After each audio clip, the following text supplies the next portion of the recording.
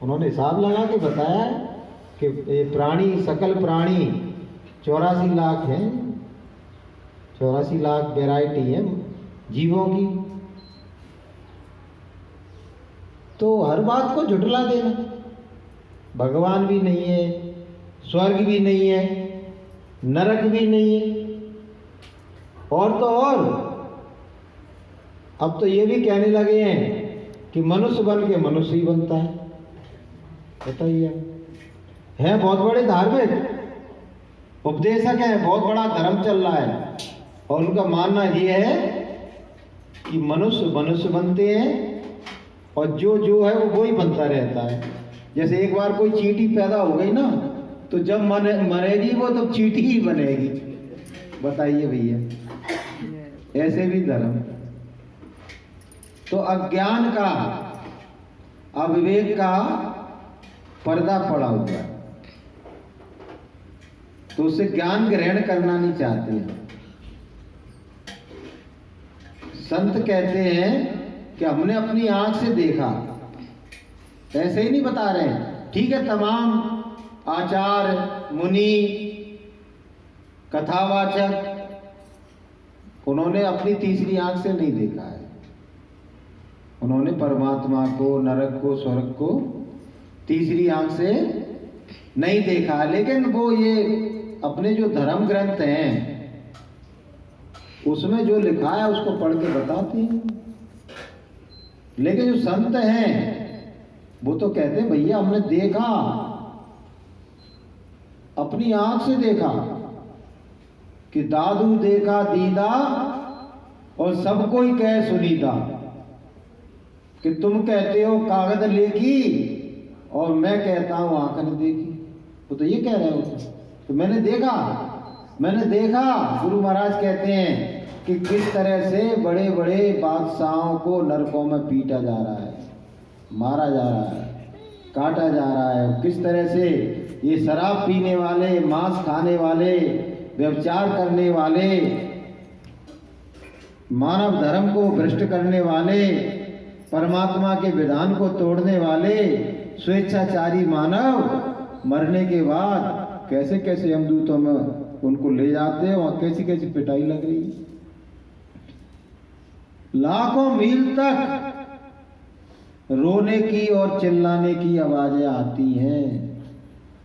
वहां गुरु महाराज एक बार कह रहे, बच्चों वहां कोई भी तुमको पिता बन के, पुत्र बन के, बंधु बन के, सखा बन के, मित्र बन के बचाने आने वाला नहीं है। बस पिटते रहो, मरते रहो, सड़ते रहो। ऐसी दुर्दशा जीव की हो रही है। और एक बार 84 के जेल खाने में चले गए तो वहां आती दुर्दशा, वहां भी बहुत दुर्दशा हो रही है। बस तुमसे जो सबल है वो तुमको मार रहा है, नोच रहा है, खा रहा है। ये परमात्मा ने ऐसा विधान बना दिया, ये कष्ट का विधान, कि जीव जीव का दुश्मन हो गया।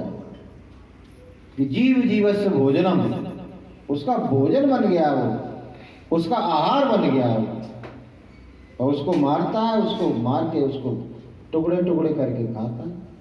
तो भैया जो मर रहा है उसकी कैसी दुर्गति हो रही है, ये तो सोचो आप है?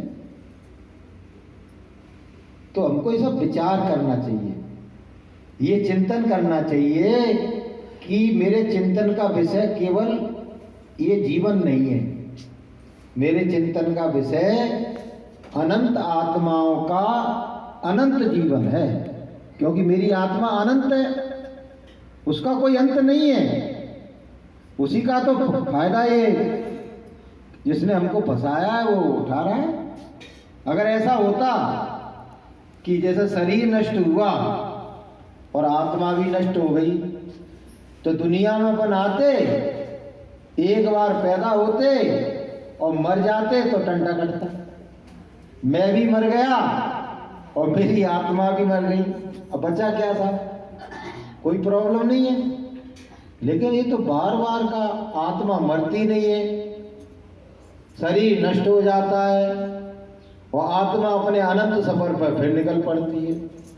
कर्मों का विधान ऐसा है कि जो जस करई सो तस फल चाखा, और कर्म प्रधान विश्व रच राखा, और को न काऊ सुख दुख कर दाता, निज कृति कर्म भोग सब भ्राता, करे जो कर्म पाओ फल सोई, और निगम नीत यस कह सब कोई।